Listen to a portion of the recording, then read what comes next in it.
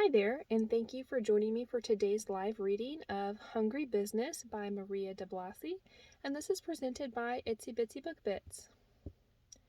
The things you do for love. Like talking yourself into thinking that the lifeless body across the table from you has his own kind of charm. Surely his gray pallor is only a trick of the light. His skeletal frame might even be considered athletic. You try not to look at his chipped and bloodied fingernails as you force down your mediocre steak tartare. Sadly, that room temperature appetizer will be the hottest thing on the menu tonight. You feel the cold seeping into your toes and mask your discomfort by laughing too hard at his lifeless jokes. In the pit of your belly, you know you can't blame an expired sense of humor on bad lighting. Later, in the safety of your home, you try to wriggle feeling back into your toes and heart. You put on every lamp in the house and plug in the twinkle lights you never took down after Christmas. What was the point? You can never have too much of their warm, cheery glow. Without them, your apartment looks as gray and empty as the world outside. You put on an extra pair of wool socks, settle into your window seat, and watch the cat on the windowsill in the apartment across the street watch you. It has become something of an unspoken ritual between the two of you. Home by 9, your dates always end early. Snuggled on the window seat by 9:30, mug of chamomile tea in hand, waiting to see the orange tabby crawl behind the thick curtains and settle in for a night of stargazing and people watching. You vow you'll never date again. It's not worth the risk. Desperation drives you out again. There are only so many microwave meals you can eat alone before your mac and cheese begins to taste of desolation and a half-lived life. What does it take to find another beating heart in this city? All you want is one. But hearts are a hot commodity these days, and you have to be careful who you share them with, especially the live ones, like yours, which are prized among the hungries. You wear an extra sweater and fingerless gloves to keep your blood pumping as it should. It's a risk. They can't resist the steady pulse of sweet vitality, especially when you have sun-kissed bronze skin that reminds them of their breathing lives. But it is better than the alternative, that lonely future looming large in your imagination. With each date, you grow more and more numb. Hopefully, one day, it will all pay off and you can put your dating days behind you. This time, it is just drinks. Cheap beer and stale peanuts you can't bring yourself to swallow. He has plenty of both, as if human food might be enough to fill his endless hunger. You pay for the drinks, since he says he's an influencer and entrepreneur, which is code for unemployed. Home again. You try not to cry at the fact that the brief eye contact you make with the orange feline across the street is the closest thing to a meaningful connection you have. He said he loved to have you for dinner, but you are careful. A woman has to be careful. Never give them your address. Don't drink too much. Be aware of your surroundings at all times. Carry grave dirt to throw at them if they get too forward. Be ready to run to the nearest safest space if needed. The good news is that the hungries, while persistent, are dumb as fuck. Brain rot, and slower than the sickness overtaking their bodies, unless, of course, they are well fed, which is rarely the case. You make sure you aren't on the menu this time around, and take particular effort to choose a location full of breathing bodies. A restaurant for the living. It wouldn't do to surround yourself with a host of these purgatory-like creatures, lest your limbs become stiff and your skin turn as green and rotten as a cadaver's. What's that old expression? You are who you hang around? Either that or your dinner. Be a hungry or be food. That's a new one that came about when the contagion first started. Still, you are curious. More than that, lonely. That's how they get to you. This one looks a little better, you think optimistically. You sit across from each other at the dinner table. The white tablecloth is as smooth and unblemished as his collared shirt. He is dressed for the occasion, taking care to hide the evidence of his affliction as best he can, though truly there's only so much he can do with a missing ear and half a brain. Still, the tuxedo and carefully applied makeup are enough to create the illusion of pumping blood beneath his pallid, blush-stained cheeks, in the right light. Which is another reason why you chose this place. Candlelight can hide a multitude of sins. His manners are studied and smooth, as if he has spent a lot of time practicing more human-like movements and behavior. You admire a man who makes that kind of effort. He watches you as much as you do him, as if he's trying to remember what it was like to be alive. When you reach for your wineglass, so does he, only his thick, decaying fingers almost crush the stem, whereas your nimble live ones carefully bring the dark red liquid to your mouth. You try not to notice how he stares at your lips, stained now from the wine, wondering perhaps how you taste. As it turns out, he does get a taste of you. You've been surreptitiously picking at a hangnail on your pinky finger. That's how scintillating the conversation is. When you look down and realize it is your whole fingernail that has come off. You stare at it in horror, letting the truth of your situation sink in. At least he has the decency to wait until you've left the table before grabbing your napkin and stuffing your bloodied nail in his mouth. A little color comes back into his face. He groans in ecstasy. Nice to know you could still have that effect on a man. Still, it makes you feel cheap, used, like all he wanted you for was your body. At home, you take a bath as hot as you can stand and read an old bodice ripper until the warmth returns to your veins and the flames of hope you have been fanned enough that you can crawl into your flannel jammies and be grateful you are still alive. The light in your apartment slowly seeps into your chest and you settle into your perch on the window. You inspect the damage to your pinky finger as you wait for the cat to appear. The bath stopped the spread of the decay, but the tip is gray and blue. There's pus where your fingernail should have been. You smother it in aloe vera, grated ginger, and bandages, hoping it will be enough to bring life back into your appendage. You don't really know how to treat something like this. You sigh and lean back against the window frame. Your orange tabby cat has made its appearance. Yours, yes, though you know you shouldn't feel so possessive about a creature you only know from a distance. It's just nice to know it's there. Here's the thing you love about the cat across the way. It's proof that there are other beating hearts out there. Cats won't settle where hungries live. Perhaps their feline instincts tell them they're easy prey for the things that are never satiated. That's why you never see alley cats in the humanless neighborhoods. In fact, it was their strange mass exodus from certain parts of the city that first alerted officials to the virus now plaguing them. And this cat, bright orange like a flame with a soft, full belly, seems happy enough in its home. You wonder what kind of human it belongs to. Your pinky throbs, and there isn't enough aspirin to take away the pain. You can't handle much more of this. This one is no good. You go out to feel beautiful, and because your friend insisted a double date would do you both good. She is determined to be paired up, no matter the cost. But she promises they are human. She chooses a bar you would never willingly visit on your own, though it is only a few blocks from your apartment. It is seedy and so dark you can't tell who is living and who is just looking for their next feast. The 2 vodka tonics you've downed almost make the blind date you'd agree to seem like a good idea. He seems human enough. Or maybe it's the vodka tonics talking. This one, now, he is funny.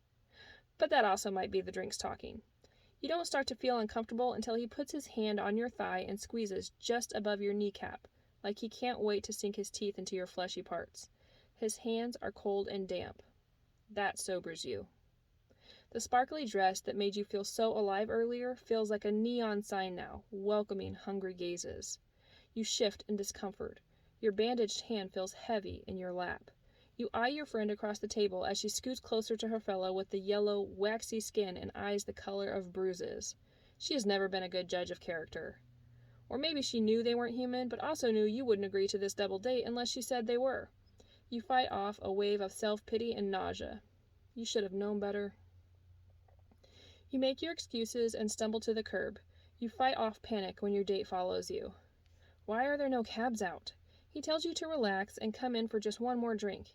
He can't take his gaze from your wrapped hand. When he reaches for your wrist, you panic. If you go back in there, you won't come out alive.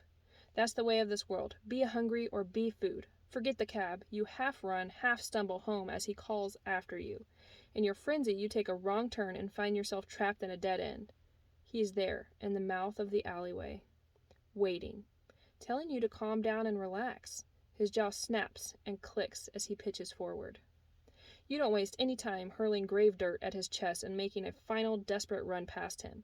You can hear his screams as the soil sears his flaccid skin.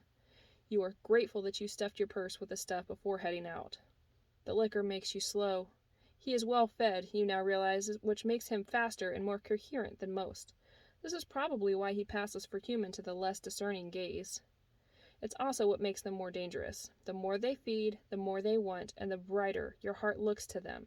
You throw handful after handful of your grave dirts to send him back where he belongs. One more block and you're safe. You dig around your dirty purse for your keys and stumble over cobblestones. He claws at your skirt, and you use your keys to gouge his eyes, then make a run for your building's front door. You punch in your code and yank the door open, make one last sprint up the stairs to your second-story apartment. Belatedly, you realize you were a fool not to yank the front door closed behind you. Instead, the fetid smell of bad breath and a grave dirt-stained body follows you up the stairwell. You see him rounding the corner of your hall just as your key slides into your lock. You push your door open and slam it shut just as he shoves himself against it.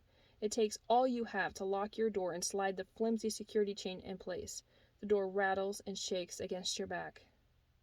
The grave dirt ate away his jaw, so you can't understand what he is saying. Nothing good, you are sure. The neighbors won't call the cops, even with all the noise. Nobody wants to get involved with hungry business. You are on your own. You push yourself away from the door and begin stacking furniture against it. First, a trunk where you kept your extra blankets, then a small bookcase and a chair under the doorknob. Hopefully it will hold. It has to hold. You flinch when you see a deep gouge pop through on your side of the door. This is what happens when they know where you live. This is what happens when you forget to make sure your grave dirt is fresh. It is taking forever to send him back where he belongs, and when it does, it might be too late. That's the kind of world you live in. You put on every light in your home and light a fire. You turn the heater on high and wrap yourself in scarves and blankets as you huddle against your kitchen island facing your door. It will be a long night. In the morning, you wake to the smell of 3-day-old fish. The silence is sweet, as is the feeling of being pleasantly toasty under all those blankets. You want to stay there forever, but no, you can't. You unpack the furniture barricade and risk opening your door. His remains are a diuretic heap on your welcome mat. It takes most of the day to clean up his mess. Your friend calls you several times. You block her number. Frankly, you've had enough of trying to make some beings out to be better than they are. You spend the next day installing same-day delivery deadbolts and locks as if they could protect you from the rot creeping in from the dent in your apartment door. You have more twinkle lights delivered too, along with a brown bag full of dollar paperbacks, romances and smut from another time before the cravings began to spread through communities, and spicy Thai takeout. You eat your too-hot meal next to a roaring fire that makes you sweat. Sweat is good. It means you're still human. By Sunday, you begin to feel normal again, though your pinky throbs wickedly, and you can't hear a creak or a thump without panicking. It isn't until you're on your third mug of tea and rewrapping your bandaged finger that you realize you haven't seen the cat across the street for a few nights. The relief that sweeps through you when you see it gazing out its windows makes your knees go weak. Who knew a fiery smudge against a backdrop of dark curtains is enough to keep you hopeful? Enough to make you ignore the yellow cast your finger has taken and smooth the edge off the fear that it won't heal. You don't go out for a long time after that. You run into a fellow beating heart you used to know at the grocery store. He is one of those gregarious types who gets along with everybody. You wonder why it never worked out between you two until you remember that he is always out. Has to be around people. He is a man who doesn't know how to be silent or make a home inside himself. He is light and witty and ephemeral, getting all his substance from those around him. You, on the other hand, can only handle so much people contact, even before the virus came and changed everything. It's not that you don't like people. You can even enjoy their company if you can call orange cats who perch on windowsills people. Halfway into the conversation, you notice the contents of his grocery cart. Raw meat, frozen and fresh, ground and chopped. So, he'd turned. Honestly, it was so much easier back when you knew someone was really human and not just quietly decomposing under their t-shirt. All the same, you agree to have dinner with him, for old time's sake. That could have been you, after all, if you've had just one more drink that fateful night of your blind date, or if you'd finally had enough of hoping and searching and just decided to make your heart stop beating and your brain stop wanting more than half a warm body to hold. You should have known. They're always the first to go, the ones that don't know how to be quiet, then the tired, then the hopeless. You have been getting closer and closer to that last one. In the end, you don't remember much from that last date, only that you were careful not to drink too much after what happened the last time.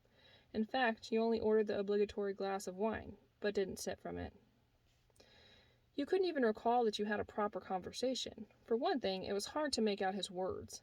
He struggled to form sentences around a fat and full tongue without lips to soften the vowels and only a few teeth to slide against the crisp edges of consonants. It had been a few days since you'd set up your date, and he'd deteriorated quickly since then. For another, you were both frequently lost in your own thoughts, wondering how things might have been different if you had just a little less heart and he a little more. You let the darkness beyond your candlelit table swallow any of the taboo questions. Do you miss the taste of buttered toast or pickles? Or is gray matter your only desire now? Did it hurt when the cold and the dark took over? And the ones he refrained from asking you. Can you describe the way your filet tastes? And the mashed potatoes? Will you remind me what it is like to wake in the morning after a full night's rest, ready to greet the day? You both politely ignored the blood pooling around your untouched rare steak and the ring of red your wine glasses left after a nervous waiter overfilled the cups. The poor man didn't know that the infection wasn't contagious. Well, not like in the movies. It was a slow, creeping thing that started inside you, then spread outward, not the other way around. That's what made it a hard thing to stop. By dessert, you knew what you had to do. Maybe it was reading all those romance novels when you had holed up in your apartment, or maybe it was the fact that you no longer had to struggle so hard to stay warm. All you knew was that you had to get home. You didn't even bother to say goodbye.